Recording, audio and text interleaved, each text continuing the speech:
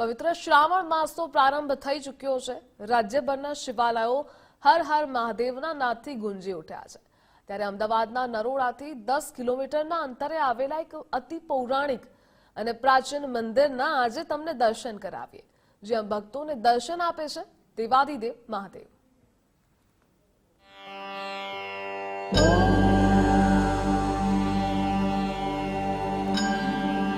અમદાવાદના નરોડાથી 10 કિલોમીટર દૂર આવેલ પરઢોલ મુકામે આવેલું છે મારુતિ ધામ, જેમાં બિરાજે છે રાજરાજેશ્વર દેવાદિદેવ મહાદેવ।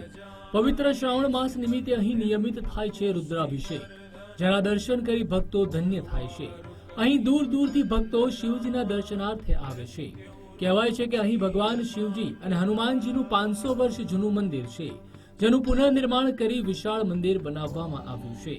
અતિ પ્રાચીન, પૌરાણિક અને ઐતિહાસિક મહત્વ ધરાવતું આ મંદિર લોકોની શ્રદ્ધાનું કેન્દ્ર બન્યું છે। આ મંદિર આજથી 2 વર્ષ પહેલા ખાલી શિવજીની એક મૂર્તિ હતી, ત્યાર પછી એક હનુમાનજીનું એક મંદિર હતું, પણ નાનું એવું મઢોલી જેવું હતું।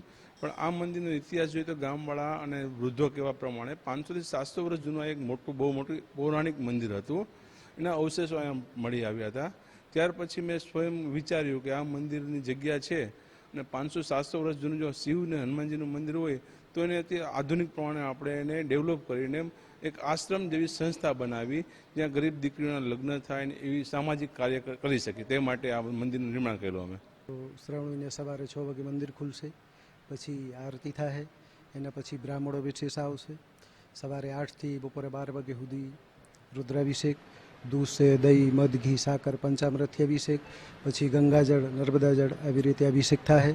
અભિષેક પૂરો થઈ જાય રુદ્રી દ્વારા યા શિવ મહિમાનું સ્તોત્ર, એના પછી બિલીપાનનું આયોજન રાખ્યું છે। બિલીપાન ચડાવવામાં આવશે, એમાં મહામૃત્યુંજય મંત્ર લેવામાં આવશે, ઓમ નમઃ શિવાય મંત્ર લેવામાં આવશે। આ પૌરાણિક મંદિરમાં સવારે 7 વાગે મહાદેવજીની આરતી થાય છે।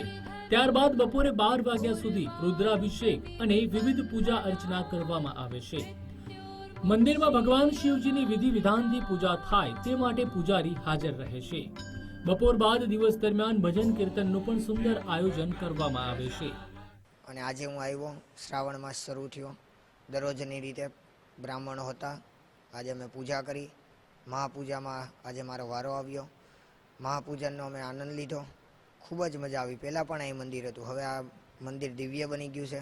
હું ત્યાં નિકોલ રહું છું, ઉત્તમનગર, ત્યાંથી અહીંયા દર્શન કરવા આવું છું અને અહીંયા અમે મહારાજ આરતી કરે છે, સમજ્યા। ગામના લોકો, પડોલ ગામના લોકો આવે છે દર્શન કરવા, એટલે બહુ સરસ મંદિરનું આયોજન છે, બહુ સરસ છે। રાજરાજેશ્વર મહાદેવના દર્શને અનેક લોકો આવે છે। રોજ સવાર સાંજ આરતી પણ થાય છે। આરતીમાં પણ ઘણા લોકો લાહો લે છે અને અવારનવાર દિવસ દરમિયાન તો પબ્લિક ચાલુ જ રહેતી હોય છે। પવિત્ર શ્રાવણ માસનો પ્રારંભ થઈ ગયો છે, ત્યારે પરઢોલ ખાતે મોટી સંખ્યામાં ભક્તો ઉમટશે।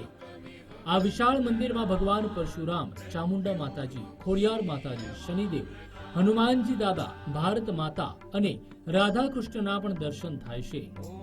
ત્યારે શ્રાવણ માસ દરમિયાન અહીં વિશેષ પૂજાનું પણ આયોજન કરવામાં આવે છે।